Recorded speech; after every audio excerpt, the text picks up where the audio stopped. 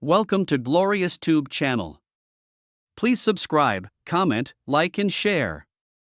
Have you ever asked yourself, are we all guilty in the eyes of the divine? The Apostle Paul's letter to the Romans provides a compelling answer.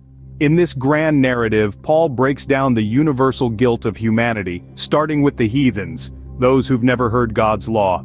Imagine a world bathed in a divine light, a light that shines bright on every corner of the earth.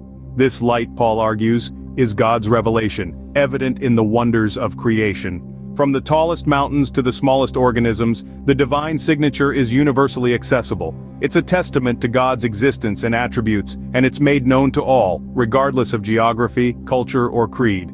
But what happens when this light, this divine revelation, is rejected? Paul doesn't mince words when he describes the consequences. Humanity, despite being bathed in the divine light, chooses to turn away from it. This isn't a mere oversight, but a conscious rejection of knowledge that's as clear as day. This rejection, Paul notes, marks the beginning of a downward spiral. The result? Depravity. The rejection of divine light leads to moral decay. Human hearts, once vibrant and full of life, become devoid of God's guidance. Without this divine compass, our moral direction becomes distorted. We succumb to our baser instincts, to our distorted sense of right and wrong. This, Paul argues, is the cost of turning away from God's light. So we're left with a stark picture of humanity. Despite the clear signs of God's existence and attributes, humanity chose to turn away, leading to a widespread moral decay. This is the universal guilt that Paul speaks of, a guilt that envelops us all, regardless of who we are or where we come from. It's a powerful reminder of our shared predicament and our shared need for divine intervention. But as we'll see in the next scene, this universal guilt is just one part of a larger narrative. Stay tuned. But what about those who seem morally upright? Is their conscience enough to absolve them of guilt? This question leads us into a deeper exploration of Paul's message in Romans.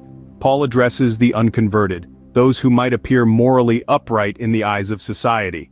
However, he emphasizes that even they are not exempt from guilt. Why? Because true righteousness is not merely about outward actions, it's a matter of the heart. It involves the state of our inner being and our willingness to submit to God's moral law. And speaking of God's moral law, it is universally applicable. It doesn't matter if you're a monk on a mountain or a mogul in a metropolis, the law applies to you.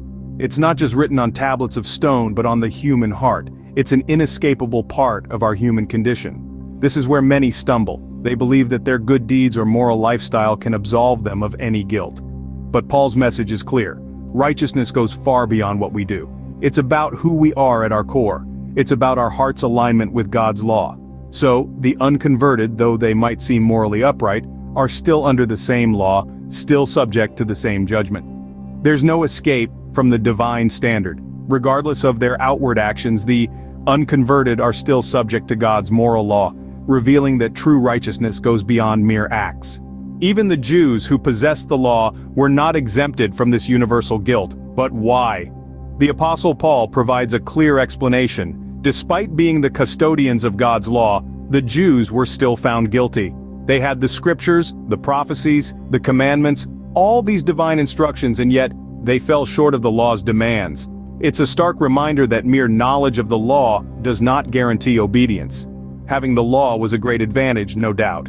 It offered clear guidelines for righteous living. It was a moral compass, a divine standard for the Jews. But sadly, this advantage did not translate into faithfulness.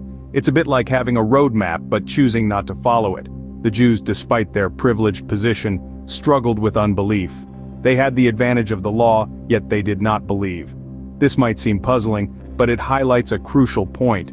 Possessing the law, knowing the right path, does not necessarily mean one will walk on it.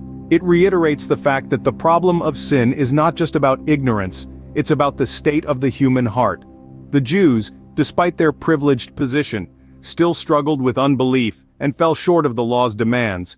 It's a sobering reminder of the universal guilt that underscores the human predicament and the profound need for God's plan of salvation. So are we all guilty?